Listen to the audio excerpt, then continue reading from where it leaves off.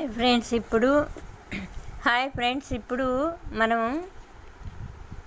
4వ రాశి అయిన కర్కాటక రాశి గురించి చెప్పుకుందాం. ఇప్పుడు మనం ముందు పరిచయాలు చేస్తున్నా నేను, తర్వాత ఫలితాలన్నీ చెప్పుకుందాం వరుసగా. ఒక్కొక్క వారం ఒక్కొక్క రాశి గురించి అని చెప్పాను కదా.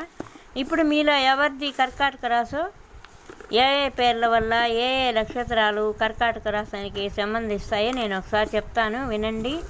మళ్ళీ కూడా చెప్తూనే ఉంటాను. మీకు డౌట్ వచ్చినప్పుడల్లా అడగండి, నేను చెప్తాను ఖచ్చితంగా. సరే, ఇప్పుడు కర్కాటక రాశి.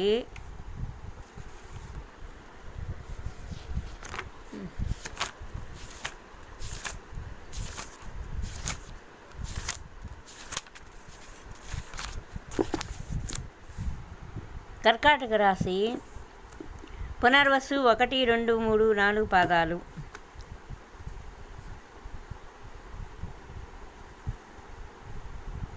పూర్తిగా పునర్వసులోనే పుట్టుంటే 1వ పాదం నుంచి 4 వరకు ఒక్కొక్కరికి కర్కాటకం వస్తుంది. పుష్యమి నక్షత్రం 4 పాదాలు అయితే కర్కాటకమే వస్తుంది. ఆశ్లేష అయితే 4 పాదాలు కర్కాటకమే వస్తుంది వాళ్ళకి. ఇప్పుడు గుర్తుందా? ఇప్పుడు గుర్తుపెట్టుకోండి. పునర్వసు, పుష్యమి, ఆశ్లేష 3 నక్షత్రాలు చెప్పున్నా. అక్షరాలు కూడా లెటర్స్ చెప్తా, ఏ లెటర్స్లో వచ్చిన వాళ్ళకే ఈ కర్కాటకం అనే రాశి వర్తిస్తుంది అని కూడా, ఏ నక్షత్రాల వాళ్ళకు కూడా వర్తిస్తుంది అనేది కూడా కర్కాటక రాశి గురించి చెప్తున్నా, వినండి. మళ్ళీ చెప్పా ఇప్పుడు నేను. ఒక అక్షరం హి, హా, హూ, హే, ఓ, డా, డి, డా అక్షరం, డి అక్షరం, డు అంతా డా గుడింతం, హా గుడింతం, హూ గుడింతం, హే గుడింతం, ఇవన్నీ కర్కాటకానికి సంబంధిస్తాయి. కానీ కర్కాటక రాశి వాళ్ళకి టైం అయితే బాగలేదు. ఇప్పుడు ప్రజెంట్ బాగలేదు. ఈ మధ్య 4 నెలలు బాగుండింది, మళ్ళీ ఇప్పుడు రివర్స్ అయ్యింది. కొంచెం టైం అయితే వాళ్ళవే అయితే వాళ్ళ నక్షత్రాలు లగ్నాలు వేరే అయ్యి ఇబ్బందులు అయితే మటుకు లగ్నాలు కూడా కొన్ని ఉంటాయి. ఒక్కొక్క లగ్నాన్ని బట్టి వాళ్ళ నక్షత్రాలు, వాళ్ళ రాసుల్లో ఒక్కొక్క నక్షత్రాన్ని బట్టి లగ్నంలో ఏ ఏ గ్రహాలు ఉన్నాయో తెలుసుకొని అప్పుడు చూసుకోవాలి. అందరికీ ఓవరాల్గా ఈ పుస్తకాల్లో ఉండవు.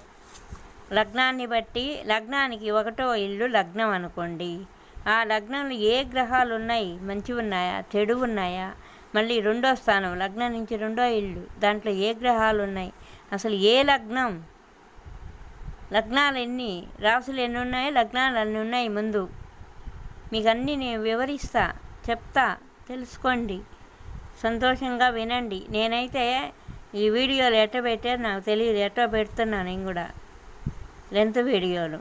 ఇవి చూడండి, వీటిల్లో నేను చెప్తూనే ఉంటా. భగవద్గీత కూడా చెప్తున్నా, 5వ అధ్యాయం చెప్తున్నా, వినండి, శ్రద్ధగా వినండి. మీ రాసుల ఫలితాలు తెలుసుకోండి. ఖచ్చితంగా చెప్తా నేను. అయితే అటు ఇటు ఆలోచించి చెప్పను. ఖచ్చితంగా వాళ్ళకి ఏం జరుగుతుందంటే జరిగి తీరుతుందంతే. ఎందుకు నమ్మకం లేదని కొంతమంది అంటారు. నమ్మకం లేకపోతే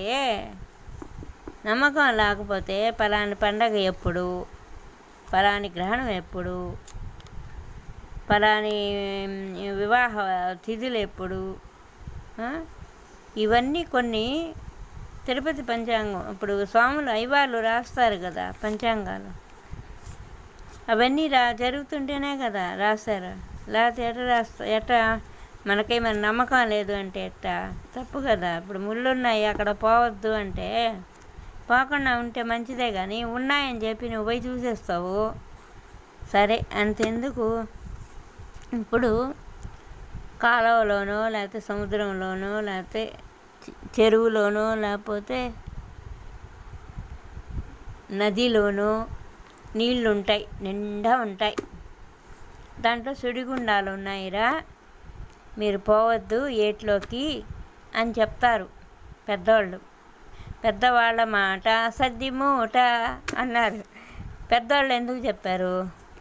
దాంట్లో ఎక్కడ గట్టు నుంచి చెప్పాడు వాడు ఒకడు, రే దిగబాకరా, దాంట్లో సుడిగుండాలు ఉంటాయి, అవి ఎక్కడ ఉంటాయో కూడా తెలీదు, ఉంటాయి అయితే దిగకూడదు అని చెప్పాడంట ఒకడు ఫ్రెండు. ఒకడేం చేశాడు, పెద్దవాళ్ళు కూడా చెప్తుంటారులే, కాలువలు అయినా కూడా ఏదో ఒకటి ఉంటాయి కదా, ఈత రాకపోతే ఇబ్బందే కదా. అవునా, ఒకడేం చేశాడు, పోరా అవన్నీ మేము నమ్మమా, మాకు ఈత వచ్చా, అదొచ్చా, ఇదొచ్చా అని ఆయన దూకేస్తాడు. ఉండు నేను వచ్చి చెప్తా ఉంటారా నీ సంగతే అన్నాడంట. ఆగండి ఆయన చెప్తా, ఇది పూర్తిగా ఊరికి ఎందుకు చెప్తున్నా అంటే సైన్స్ గురించి. మనకి సైన్స్ అంటేనే ఏంది, సైన్స్ నమ్మడు అంటే సైన్స్ ఏందా, సైన్సే నక్షత్ర గ్రహమండలి, దాంట్లోనే ఉన్నాయి ఇవన్నీ. లేకపోతే ఈ రాకెట్ కేంద్రంలో ఎందుకు అవన్నీ నక్షత్రాలకు పైకి పంపించడం ఇవన్నీ. అవనంలా వాడేం చేశాడు, దూకేసి వచ్చి నేను చెప్తాను ఆగరా అన్నాడు. అప్పుడు వీడు వెయిట్ చేస్తానే ఉన్నాడంట. వీడు వస్తాడేమోనే, నాకేదో ఒకటి చెప్పి నన్ను ఏదో ఒకటి అంటాడు, నేనెందుకు చెప్పాను దిగబాకరా అని చూసి ఒక అరగంట చూశాడు. ఒరే ఒరే ఒరే అని పిలుస్తా అన్నాడు. పైకి రారావాడు, ఇంకెక్కడ పైకి అయిపోయాడు. అవునా, సరే ఇంటికి పోయి పెద్దవాళ్ళకి వాళ్ళకి వీళ్ళకి చెప్పి వాడు కనిపించలేదు, వాడు దూకాడు, నేను వద్దంటే అది ఇది అని. ఈ కాలం అయితే నువ్వే దోసేస్తుంటావురా అని చెప్తారు వాడి మీద అబద్ధాలు. అంటే ఇది కలికాలం కదా, ఆ విధంగా అబద్ధాలు చెప్తారు అన్నమాట. అప్పుడు పెద్దవాళ్ళు వాళ్ళ వీళ్ళ అని చెప్పి పోయి చూస్తే ఆ ఏట్లో సుడిగుండం ఉంది. వాడిని ఎతికిచ్చి బయటికి తీసి, ఇప్పుడు నమ్మనందుకు ఎవరు చెడిపోయారు. ఒకరోజు జాతకాలు చెప్పించుకున్నంత మాత్రాన ఇప్పుడు కోట్లు పెట్టి లక్షలు పెట్టి హాస్పిటల్కి పోతారు.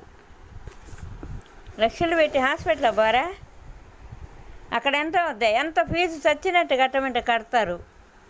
అదే మేమేదన్నా అమ్మ మీరు కొంచెం రెమెడీస్ చేసుకోండి, మీకు ఈ పలానా గ్రహం బాగాలేదు, అదే అంటే పోయి తిరుపతి పోయి గుండు చేయించుకుంటాను, తిరుపతి పోయి గుండు చేయగానే పోతాయా, నవగ్రహాలు వదిలేస్తాయి మిమ్మల్ని?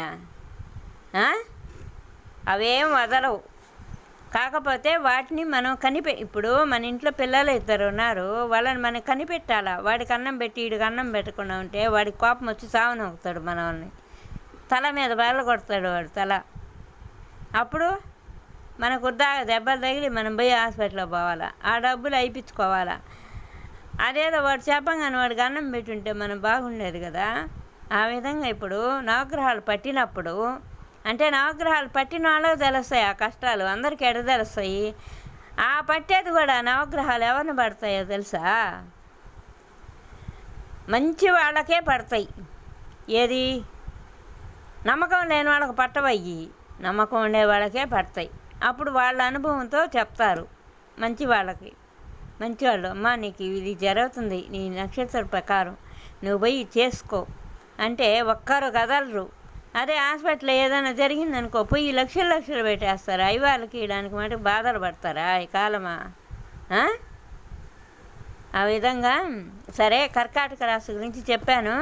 దాని వివరాలు అయితే ప్రస్తుతానికి ఇప్పుడు బాగలేదు. డిసెంబర్ దాకా కర్కాటక రాశి ఎవరైనా సరే బాగలేదు, అది మటుకు నిజము. సరే ఫ్రెండ్స్, ఆగండి, మీరు చూసి నేను చెప్పే ఏ మాటలైనా మంచివి చెప్తాను, మీరు విని నాకు లైక్స్ చేస్తారో చేయరో, షేర్లు చేస్తారో చేయరో వీడియోలు. అదిగాక నాకు ఎక్కువసేపు చూడండి, నాకు అది వాచ్ అవర్స్ రాక ఆగిపోయినాయి అన్నీ, అందుకోసం చెప్తాను మీకు. ఇప్పుడు నేను ఉన్నవి లేనివి ఏవి చెప్పను, ఉన్న మాటే ఖచ్చితంగా చెప్తాను.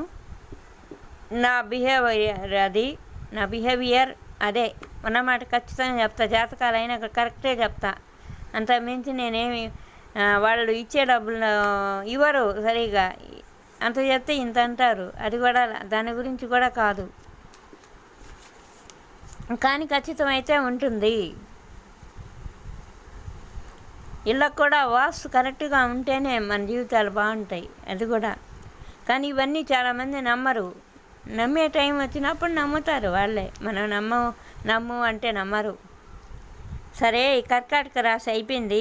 రేపు వచ్చే వారం, ఈరోజు బుధవారం, వచ్చే వారం అదే వారంలో నేను కర్కాటక రాశి గురించి నెలల వారీగా చెప్తా, వారాల వారీగా చెప్తా ఏ విధంగా ఉంటుంది. అసలు ఎవరైనా మీది లగ్నం ఏందో, ఏ లగ్నము, ఏ నక్షత్రం అని మీరు కామెంట్లో పెట్టారనుకో, మీకు నేను అన్నీ చెప్తా, మీకు ఏం జరుగుతుందని కూడా చెప్తా నేను. సరేనా?